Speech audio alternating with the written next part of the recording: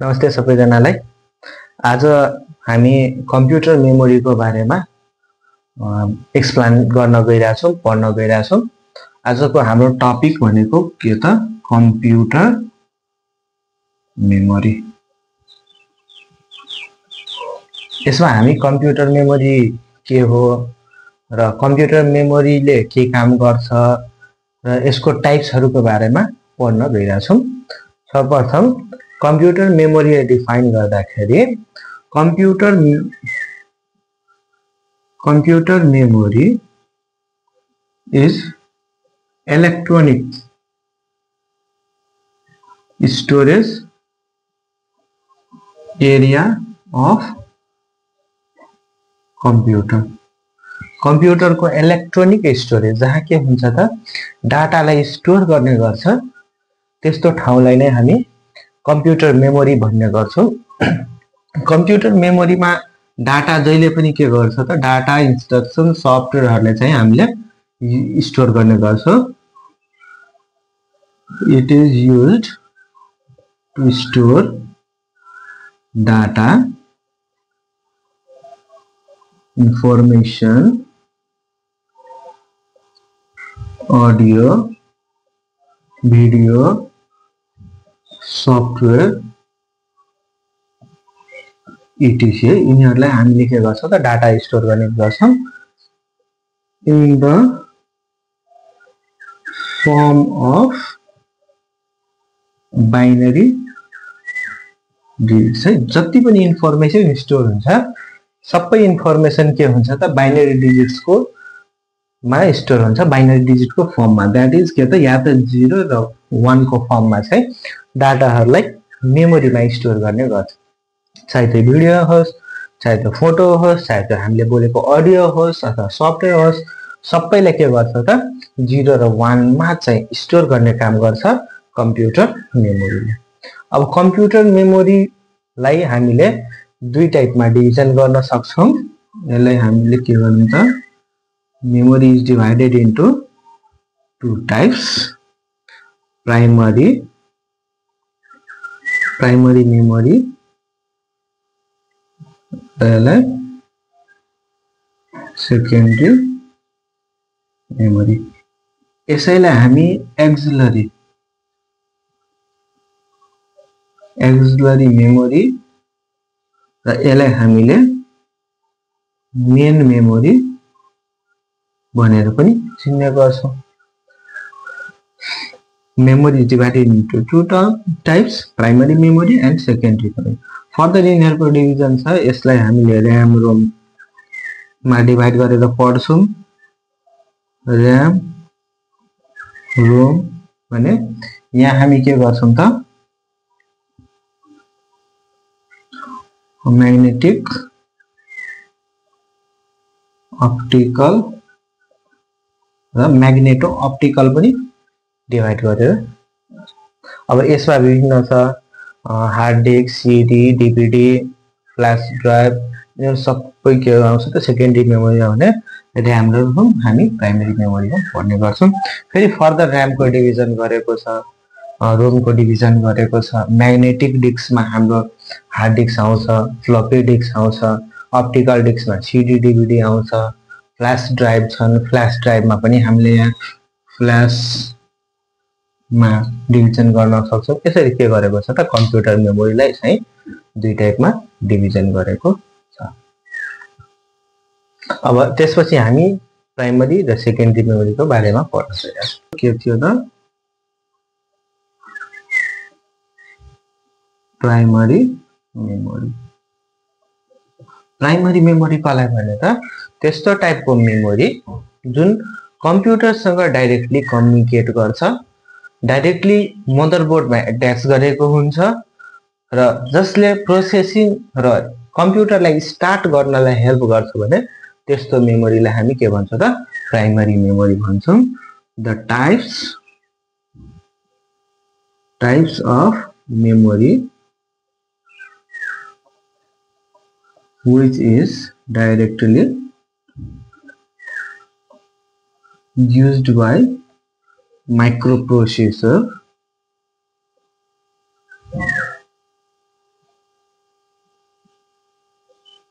are known as primary memory. अब यसलाई के हुन्छ भने यसको डाइरेक्टली अट्याच्ड विथ मदरबोर्ड। यो के हुन्छ त मदरबोर्डमा डाइरेक्टली यसलाई के गरेको हुन्छ प्लेसमेन्ट गरेको हुन्छ, कनेक्टेड गरेको हुन्छ मदरबोर्डलाई, मदरबोर्डमा प्राइमरी मेमोरीले। अर्को छ हाम्रो यसमा primary memory helps in processing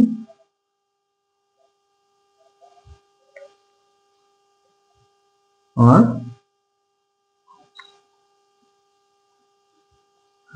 for starting computer। RAM ले के गर्छ त प्रोसेसिङ को बेला डाटालाई स्टोर गरेर हेल्प गर्ने गर्छ भने रोम ले हामीलाई कम्प्युट बायोस स्टोर गरेको हुन्छ, जसले कम्प्युटरलाई स्टार्टअप गर्नलाई, पोस्ट अपरेसन गर्नलाई, हार्डवेयर टेस्ट गरेर त्यसको हार्डवेयर ठीक छ रनिङ अवस्थामा छ कि छैन त्यो चेक गर्नलाई स्टार्टिङको बेलामा चाहिँ रोमले चेक गर्ने गर्छ, रोममा भएको फर्मवेयरले चाहिँ चेक गर्ने गर्छ। त रोमले के गरिदिन्छ त कम्प्युटरको बायोसलाई स्टोर गरिदिन्छ, जसले स्टार्टिङ गराउन हेल्प गर्ने गर्छ। यो थियो प्राइमरी मेमोरीको एक्जाम्पलमा हामीलाई राम्रो थाहा छँदैछ। त्यसपछि छ हाम्रो secondary memory.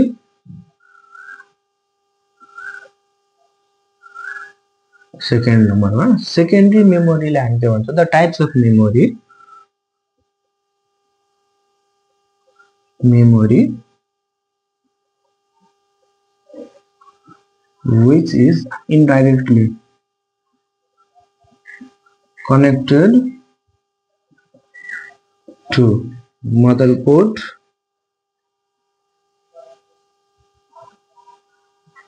and helps to store data permanently is known as secondary memory।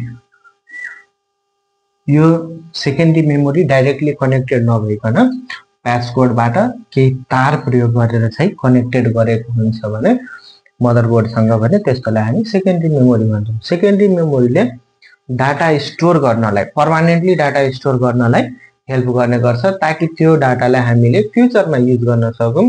That may be data, photo, audio, video, software त्यस्ता कुराहरूलाई चाहिँ स्टोर गर्ने गर्छ सेकेन्डरी मेमोरीले। र यसले के गर्छ त डाटा पर्मानेन्टली स्टोर गर्नलाई हेल्प गर्ने गर्छ भने त्यस्तोलाई हामी के भन्छौँ त सेकेन्डरी मेमोरी भन्ने गर्छौँ। यो इन्डाइरेक्टली कनेक्टेड हुन्छ र यसले डाटा स्टोरिङ गर्नलाई हेल्प गर्ने गर्छ। अब नेक्स्ट हामी यसको डिफरेन्स हेर्न गइरहेछौँ। प्राइमरी र सेकेन्डरी मेमोरीको डिफरेन्स चाहिँ के छ, के कुरामा डिफरेन्स छ त त्यसको स्टोरी। अब हामी प्राइमरी मेमोरी र सेकेन्डरी मेमोरीको डिफरेन्स हेर्न गइरहेछौँ, केमा डिफरेन्स छ भने फर्स्ट नम्बरमा हामीले प्राइमरी मेमोरी के छ त the memory is directly connected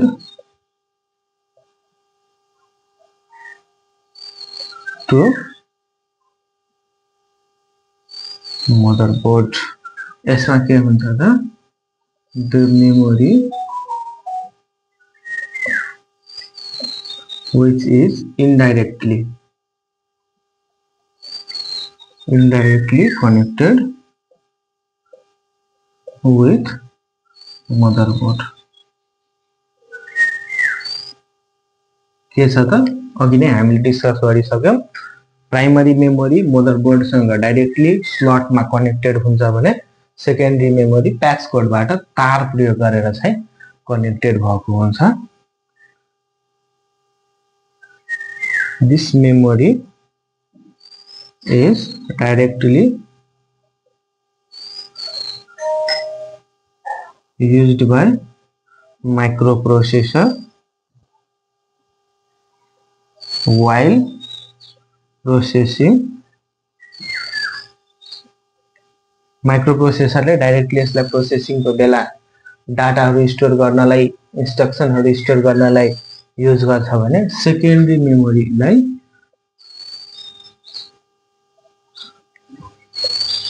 is not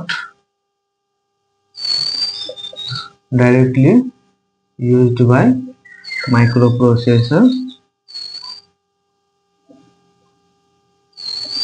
It is used to store data. अब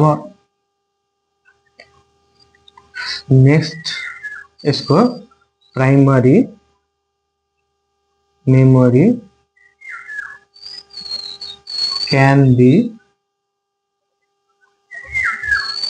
be volatile as well as non-volatile.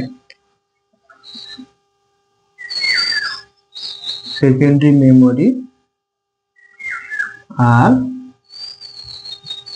non-volatile memory. इसको मतलब प्राइमरी मेमोरी में भोलाटाइल पनि आउँछ र नन भोलाटाइल पनि आउँछ। भोलाटाइल भनेको कस्तो भने जबसम्म पावर रहिरहन्छ तबसम्म डाटा स्टोर हुन्छ, जब पावर कट अफ हुन्छ त्यहाँको डाटा अटोमेटिकली के हुन्छ त डिलिट हुन्छ। जसमा के छ त हाम्रो भोलाटाइल मेमोरी भनेको र्याम मा जबसम्म पावर रहन्छ तबसम्म डाटा रहन्छ। नन भोलाटाइल मेमोरी भनेको रोम लाई भनेको र प्राइमरी मेमोरी में र्याम रोम दुईटै आउने गरेकोले volatile as well as non volatile लेखेको भने सेकेन्डरी मेमोरी के हुन्छ त जहिले पनि नन भोलाटाइल हुन्छ। यसमा पावर कट अफ भए पनि नभए पनि डाटा चाहिँ पर्मानेन्टली स्टोर भइरहन्छ भने त्यसलाई हामी नन भोलाटाइल मेमोरी भनेको। नेक्स्ट छ हाम्रो हो primary memory is fastest memory. Secondary memory is slow in comparison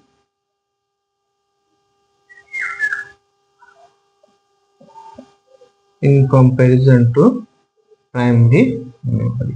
primary memory को कंपेरिजन में सेकेंडरी मेमोरी के हुन्छ त अलिकति स्लो हुन्छ किनकि र्याम जुन हाम्रो प्रोसेसर छ प्रोसेसर को स्पीड एकदम हाई हुन्छ त जति स्पीड प्रोसेसर हुन्छ त्यही आधारमा चाहिँ र्याम को स्पीड पनि चाहियो किनकि डाटा र्याम बाट निकाल्ने हो। त्यही भएर प्राइमरी मेमोरी के हुन्छ त फास्टर हुन्छ सेकेंडरी मेमोरी भन्दा भने सेकेंडरी मेमोरी अलिकति स्लोअर हुन्छ प्राइमरी मेमोरी भन्दा।